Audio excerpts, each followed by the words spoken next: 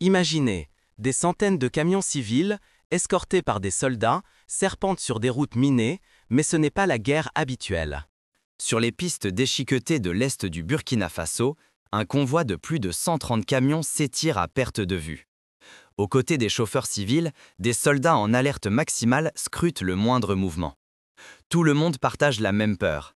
Chaque mètre peut cacher une bombe, chaque virage être l'entrée d'une embuscade. Dans le convoi, soldats et civils avancent ensemble, exposés au même danger.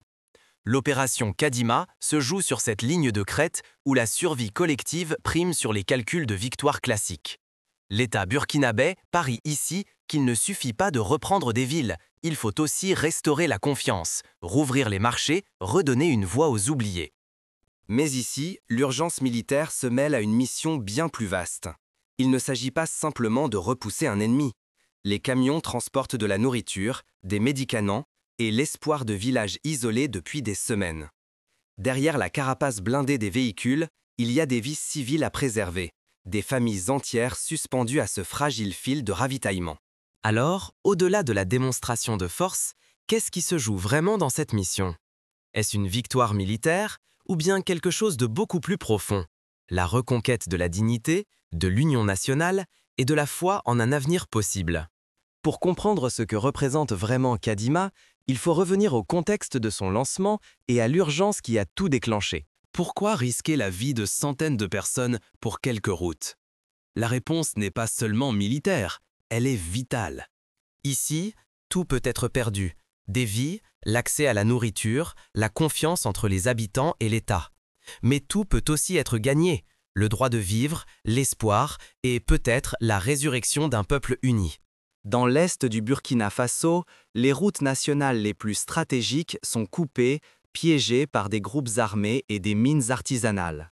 Ce sont des axes essentiels, mais devenus synonymes de danger et d'isolement total pour des milliers de familles.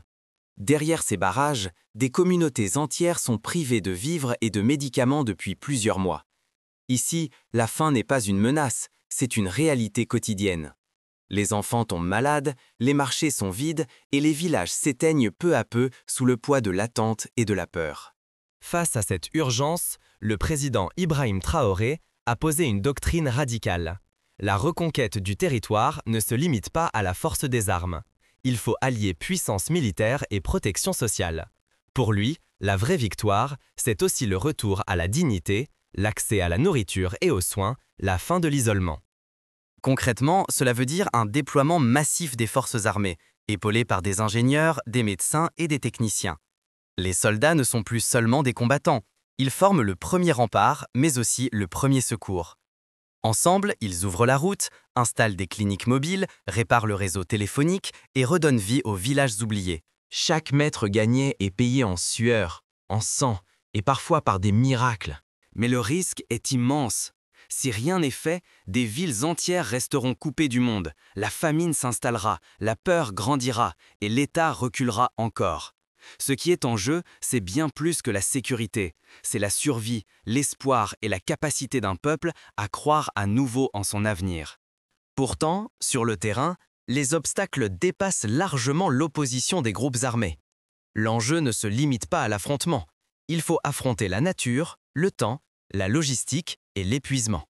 La suite va le prouver. Ce qui attend le convoi et les populations va mettre à l'épreuve chaque plan, chaque conviction et révéler l'ampleur du défi humain derrière chaque kilomètre reconquis. Le convoi serpente à travers l'est du Burkina Faso, avançant toujours sous la menace. Ici, il ne s'agit plus seulement de progresser, survivre devient une victoire à chaque instant. Plus de 146 incidents liés aux mines ont été recensés en quelques mois seulement, transformant chaque passage en pari contre la mort. C'est dans cet enfer que la mission humanitaire prend tout son sens. Même sous le feu, le convoi ne s'arrête jamais. Nourriture, médicaments, techniciens pour rétablir les communications, chaque livraison, chaque vie sauvée apporte une victoire qui ne se compte pas seulement en kilomètres repris, mais en dignité restaurée. Mais les embuscades ne s'arrêtent pas aux pièges invisibles. Village après village, les combats font rage. Pour les soldats, libérer une zone ne signifie pas seulement tenir une position. Il faut aussi exfiltrer les civils, soigner les blessés et parfois négocier chaque porte, chaque ruelle avec la peur et l'espoir entrelacés. Pourtant, au cœur de ce chaos, des moments inattendus vont bouleverser la mission et donner un sens nouveau à leur combat. Face à ce danger permanent, les soldats n'ont d'autre choix que de s'adapter. Les équipes de déminage avancent en double formation. Alors qu'un groupe sonde la route, l'autre surveille les bas-côtés, prêt à réagir au moindre signe suspect. Quand une explosion déchire le silence ou que des saboteurs détruisent un pont, l'armée ne recule pas. Sa réponse est l'ingéniosité.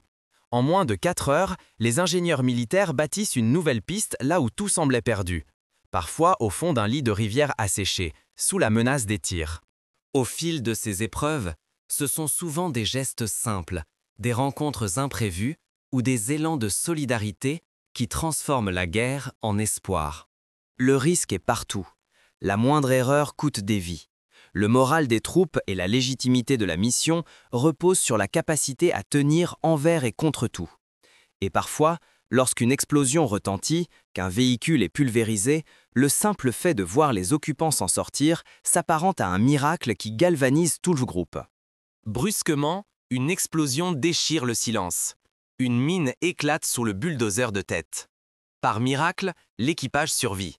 Chancelant, le véhicule avance sans frein, guidé par le courage de ceux qui tiennent manuellement les conduites, roulant vers la sécurité avec la mort aux trousses.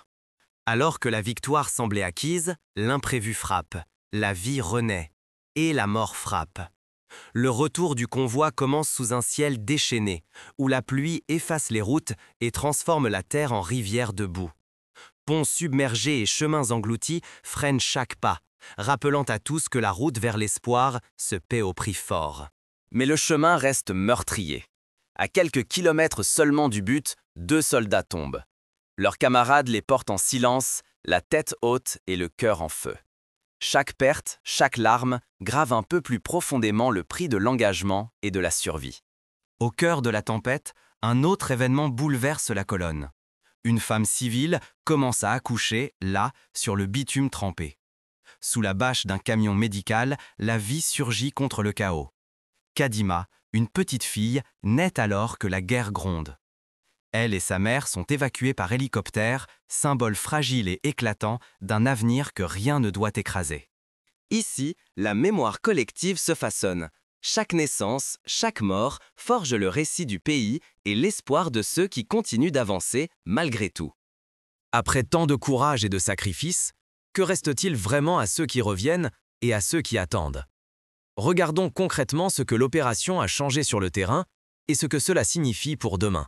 Des routes ouvertes, des marchés animés, des familles réunies, mais aussi une nouvelle identité pour tout un peuple. Voilà ce que signifie véritablement l'opération Kadima pour l'est du Burkina Faso. 5 villes majeures ont été ravitaillées après des semaines de silence. Les réseaux mobiles, coupés depuis plus de 2 mois, vibrent à nouveau dans des villages longtemps isolés. Cette reconnexion dépasse la logistique. Elle symbolise un retour à la vie normale, aux liens humains. Les effets se voient et se touchent. Les marchés reprennent, les étals se remplissent de sacs de maïs et de riz, les voix des commerçants résonnent à nouveau. Dans les rues, des familles peuvent enfin téléphoner à leurs proches, parfois pour la première fois depuis 60 jours. Les enfants, eux, reçoivent des soins gratuits grâce aux cliniques mobiles installées sur place. Selon le ministère, 71% du territoire national ont été reconquis. Mais ce chiffre cache une réalité plus profonde. Au-delà des kilomètres libérés, c'est la confiance qui revient. Les soldats ne sont plus seulement des combattants, ils deviennent des protecteurs, ceux qui réparent, qui rassurent, qui incarnent l'espoir. Les symboles marquants sont partout. Le nom même de Kadima, sauvé, est désormais connu de tous, associé non seulement à la victoire, mais à la renaissance.